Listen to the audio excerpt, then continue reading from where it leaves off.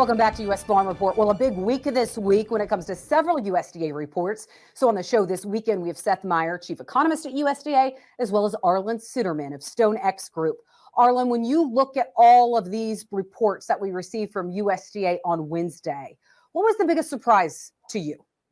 It is really a pretty tame report overall as far as surprises go. So if there's any market moving surprise in there, I would say twofold. One, that USDA did not reduce soybean exports in this report, and I'm sure they had the reasons for not doing that, but I was a little bit surprised by that looking at the data.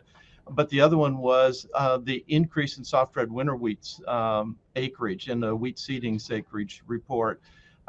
Basically, our intel was saying that particularly in the eastern Midwest, that we were seeing reduced acreage, and instead we had the big increase in acreage, especially in Ohio, particularly when most of that wheat acreage is concentrated really in the northwestern part of the state. And you look at Michigan, you look at Indiana, they were down, not questioning the methodology of USDA, just saying we were really surprised by their survey results.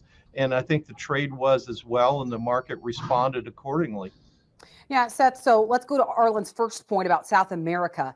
You know, when we look at a lot of these private estimates that are coming out right now, we're continuing to see those estimates decline as far as production goes, citing weather concerns. We've seen the markets respond. So why did USDA not make a bigger adjustment when it comes to South American production? So when we do this, we assess damage that's occurred to date. So kind of our thought about what drought effects have occurred to date, but we assume normal weather going forward. Some of the other analysts may consider continued drought, may consider other aspects.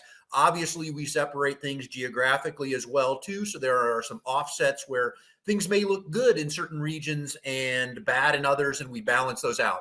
But it's a normal weather forecast going forward, and we'll continue to evaluate it. And this is the kind of what we assess damage to date with normal weather. Now, we also received, Arlen, a look at final 2021 production numbers, okay? And so, you know, since this is the final report, we didn't see USDA make really many adjustments when it came to yield or production from November to December. Was there anything there that shocked you, despite the fact that, you know, Arlen, besides, you know, drought and some of those things that we've had in the country, we still produced a record corn yield this year?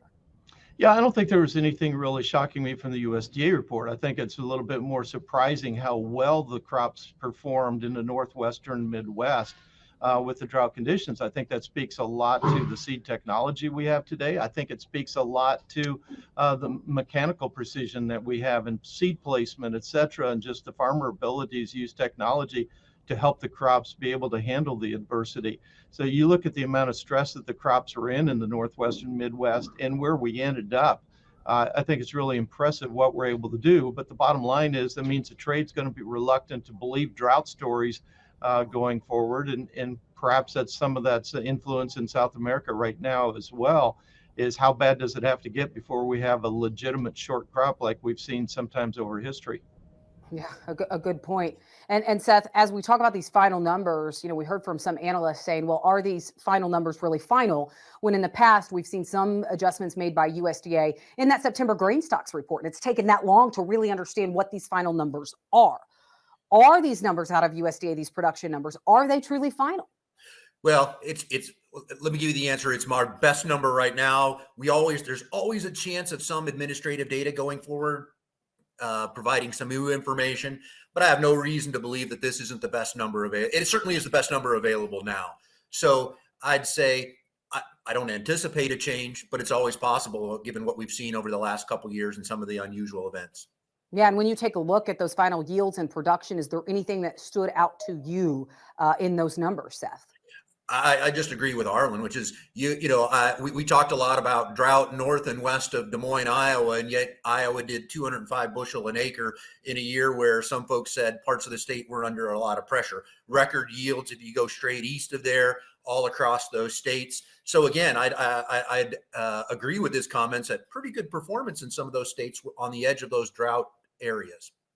Yeah, and Arlen, I mean, it's not like we had the derecho and some of those things last year that took a while to really calculate. So are you confident in this final USDA report, production report that came out this week? Yeah, it fits pretty well with our customer surveys that we did. Our last customer survey was in November 1st, but those yields fit pretty well with what we saw. And I think we're probably pretty close to the final numbers here. maybe there will be some adjustments September, but I wouldn't expect them to be significant at this point. All right. Thank you so much, Arlen. Well, what is really the market focused on now that we do have these USDA reports behind us? We'll talk about that later on US Farm Report.